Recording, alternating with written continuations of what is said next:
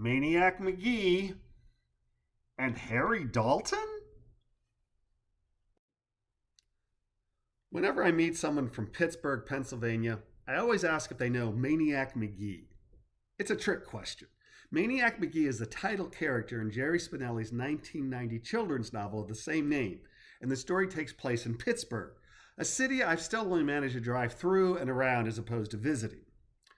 February 2001, my 10-year-old son and I read Maniac McGee and both enjoyed it immensely. It was also in February 2001 when I took on a long-term substitute teaching position in a special education classroom in an elementary school, a classroom of a dozen children who found adhering to standard classroom behavior all day more difficult than they could handle, and therefore spent some or the vast majority of the day in a special education class where expectations of behavior, though still high, were adjusted to accommodate their abilities.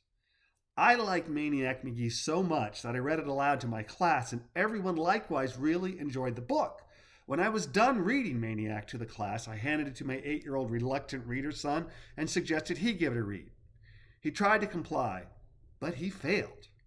At first, I was perplexed concerning why he failed. I mean, the story's plot, pacing, characters, and conflict fit his interests wonderfully, and many of the children in my class were younger than he. But then I realized it was the poetic nature of Spinelli's narration that made Maniac too much for him. Language that I was able to bring to life for my classroom by reading it aloud caused him, just as it would many on-grade level second graders, to feel overwhelmed.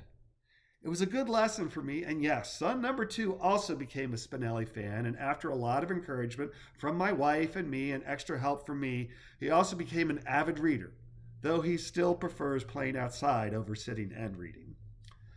Though Harry Dalton is a character, he's not a character in Maniac McGee. Rather, Harry is the 2-page wonder in Peter Shaffer's Equus, a play that has intrigued me for over 40 years.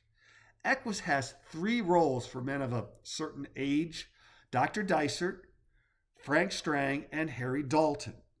Dysert's is the undisputed lead role, while enigmatic Frank appears at various points throughout as Dysart learns the whys and wherefores concerning why Alan, the young lead character who is Frank's son, blinded half a dozen horses in Dalton's stable where Alan worked part-time.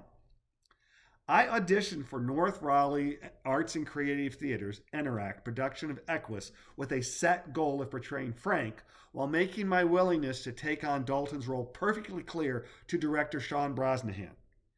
Equus grabbed me way back in 1981 and has never let go, and any role in a play of this magnitude is a worthy endeavor.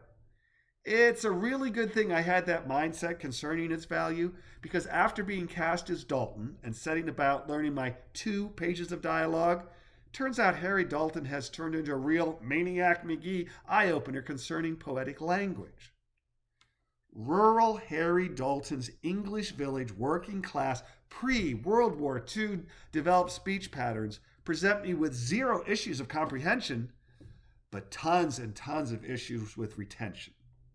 I simply do not speak Harry's version of English, and no matter how good or bad my foul accent may be, Harry's and my grammar, syntax, underlying canalization concerning hierarchical social systems and the degrees to which we use the tools of sarcasm and anger to present ourselves vary so widely that my 2 pages of dialogue just keep strumming their fingers on the door of that muck-littered stall, taunting me with their perfection of characterization as I struggle to learn my 2 pages, which I will, by God, learn word for word and deliver to the best of my abilities in a manner befitting this blindingly magnificent work.